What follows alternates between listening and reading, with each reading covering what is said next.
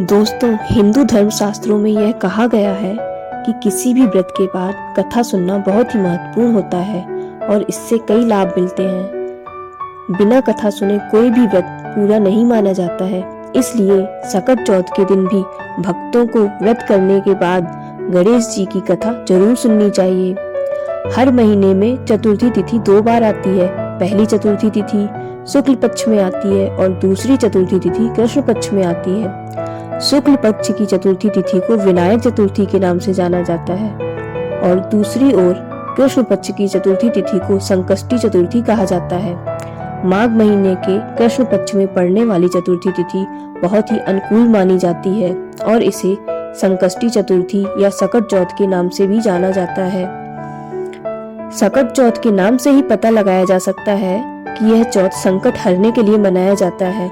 इस चौथ के दिन भगवान गणेश जी की पूजा की जाती है और भक्त उन्हें प्रसन्न करने की कोशिश करते हैं।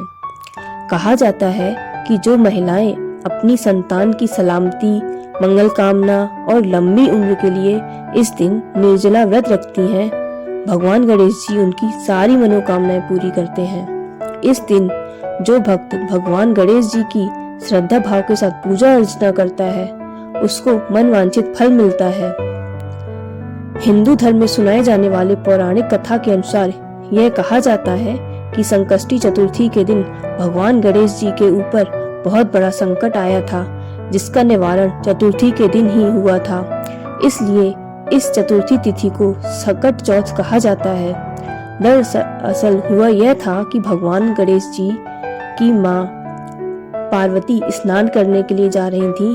तब उन्होंने गणेश को पहरा देने के काम सौंपा था। यह कार्य सौंपते समय माता पार्वती ने भगवान गणेश जी को यह आदेश दिया था कि वह किसी को भी अंदर नहीं आने दें। यह कार्य सौंपकर माता पार्वती स्नान करने के लिए चली गईं। तभी कुछ समय बाद भगवान शिव वहां आए। भगवान शिव को अंदर आते देख भगवान गणेश ने उन्हें जाने से मना किया। गणेश जी का यह दुस्साहस देखकर भगवान शिव को गुस्सा आया और उन्होंने अपना त्रिशूल निकाल लिया। भगवान शिव ने गणेश जी को चुनौती दी कि अगर गणेश उन्हें अंदर जाने नहीं देंगे तो उन्हें बुरा अंजाम भुगतना पड़ सकता है। गणेश जी को अपने वचन से प्रतिबद्धता के कारण शिव जी के ललकारने के बाद भी गणेश जी ने उनकी बात नहीं मानी।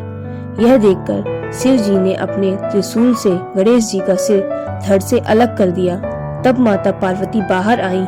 तब गणेश जी की यह हालत देखकर वह रोने लगी और शिव जी से अनुरोध करने लगी कि उनके पुत्र को वापस जीवित किया जाए। माता पार्वती के विलाप को देखकर शिव जी ने हाथी का सिर गणेश जी पर लगा दिया। अपनी शक्ति से शिव जी ने भगवान गणेश जी को दूसरा जीवन दिया और गणेश जी को यह आशीर्वाद मिला कि किसी भी पूजा में सबसे पहले भगवान गणेश जी की पूजा की जाएगी। तब से लेकर अब तक इस तिथि को गणेश जी की पूजा की जाती है। माना जाता है कि भक्त इस दिन भगवान गणेश की पूजा करते हैं, उनकी सभी मनोकामनाएं पूरी होती हैं।